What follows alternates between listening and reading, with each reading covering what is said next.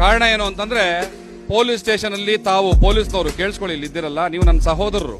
ನನ್ನ ತಂದೆ ಟಿಪ್ಪು ಸುಲ್ತಾನ್ರ ಫೋಟೋವನ್ನ ಹಾಕೋದಕ್ಕೆ ನೀವಿವತ್ತು ಅಡ್ಡಿ ಆಗಿದ್ದೀರಾ, ನಿಮಗೆ ಧಿಕ್ಕಾರ ಹೇಳ್ತಾ ಇದ್ದೀನಿ.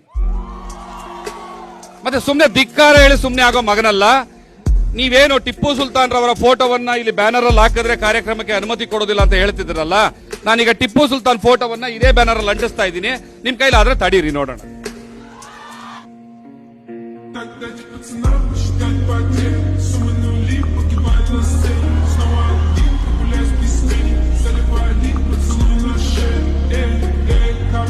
ನನ್ನ ಪೊಲೀಸ್ ಸಹೋದರರೇ, ಕರ್ನಾಟಕದ ಚರಿತ್ರೆ ಅಂದ್ರೆ ಟಿಪ್ಪು ಸುಲ್ತಾನ್ ಚರಿತ್ರೆ. ಟಿಪ್ಪು ಸುಲ್ತಾನ್ ಇಲ್ಲದೆ ಕರ್ನಾಟಕ ಇಲ್ಲ, ಕರ್ನಾಟಕ ಇಲ್ಲದೆ ಟಿಪ್ಪು ಸುಲ್ತಾನ್ ಇಲ್ಲ. ಟಿಪ್ಪು ಸುಲ್ತಾನ್ರ ಚಿತ್ರವನ್ನ ಇವತ್ತು ಹಾಕೊಂಡೇ ಭಾಷಣ ಮಾಡ್ತೀನಿ. ಅದೇನೇನ್ ಕೇಸ್ಗಳು ನಿಮ್ಗೆ ಸಾಧ್ಯ ಆಗಕ್ಕಾಗುತ್ತೋ ಅದನ್ನು